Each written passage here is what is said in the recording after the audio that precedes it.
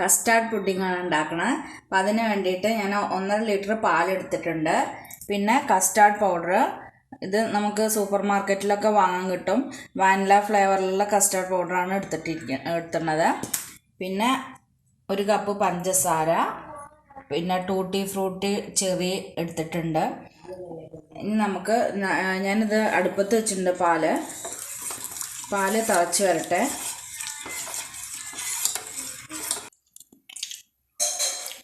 നമുക്ക് ഇതിലേക്ക് അത് തിളയ്ക്കുമ്പോഴേക്കും ഒരു 3 ടേബിൾ സ്പൂൺ കസ്റ്റാർഡ് പൗഡർ കുറച്ച് പാലിൽ ഒന്ന് കലക്കി വയ്ക്കാം.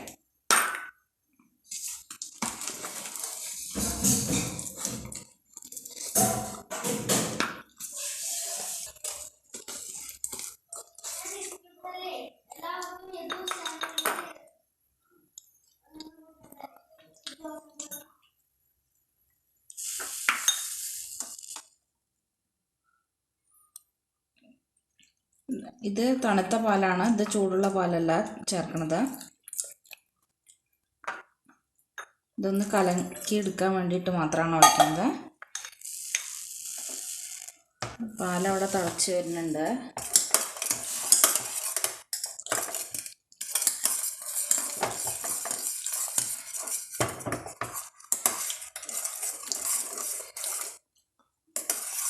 നമുക്ക് പഞ്ചസാര ഇട്ട് കൊടുക്കാം അതിലേക്ക്.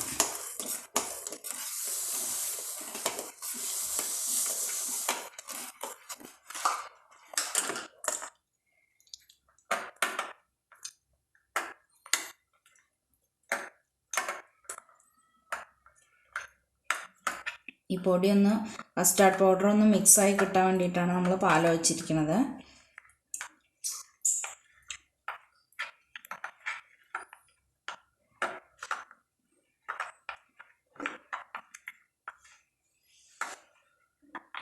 കട്ടയൊന്നും ഇല്ലാണ്ട് നന്നായിട്ട് മിക്സ് ചെയ്തിട്ടിട്ടുണ്ട്.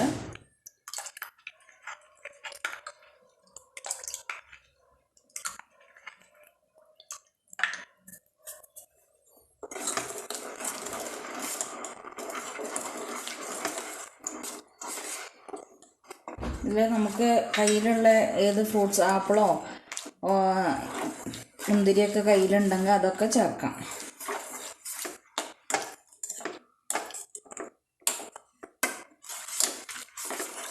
പഞ്ചസാര ഒന്ന് അരിഞ്ഞ് വരട്ടെ. എന്നിട്ട് നമുക്ക് ആ കസ്റ്റാർഡ് മിക്സ് അതിലേക്ക് ചേർക്കാം.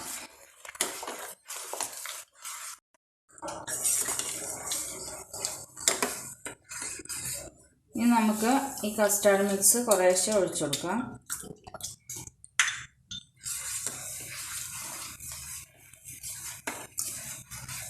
ഫ്ലെയിം കുറച്ചിട്ട് വേണം വയ്ക്കാൻ.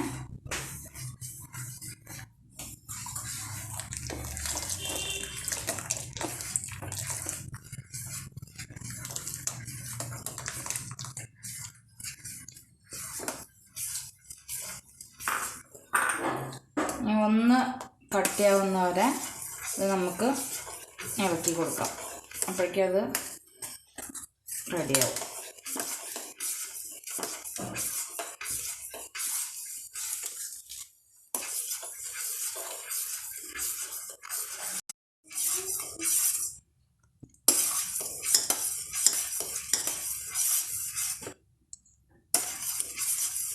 നമ്മുടെ കസ്റ്റാർഡ് പുഡിങ് റെഡിയായി വരുന്നുണ്ട്.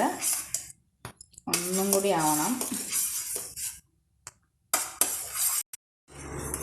അപ്പോൾ നമ്മുടെ കസ്റ്റാർഡ് പുഡിങ് റെഡി ആയിട്ടുണ്ട്. ഇനി നമുക്ക് ഫ്ലെയിം ഓഫ് ചെയ്യാം.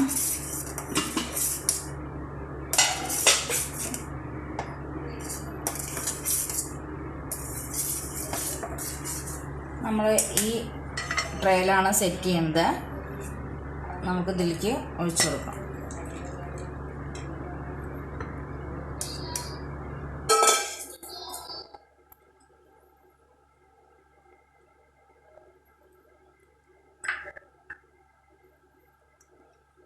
ഇതിൻ്റെ മുകളിൽ ഇങ്ങനെ ഇട്ട് കൊടുക്കാം. ഒന്നും നിർബന്ധമില്ല, ഉണ്ടെങ്കിൽ ഇട്ട് കൊടുക്കാം.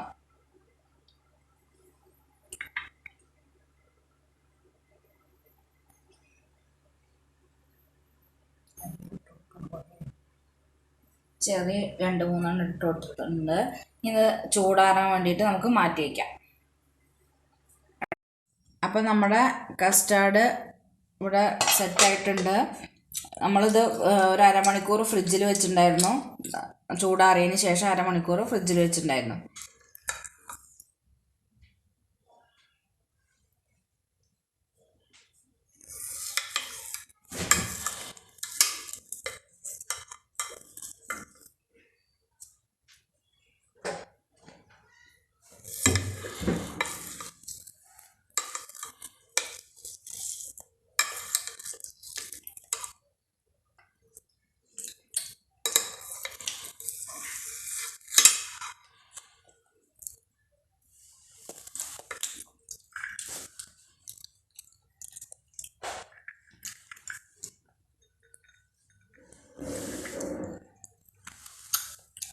ടേസ്റ്റി ആയിട്ടുള്ള കസ്റ്റാർഡ് റെഡി ആയിട്ടുണ്ട്.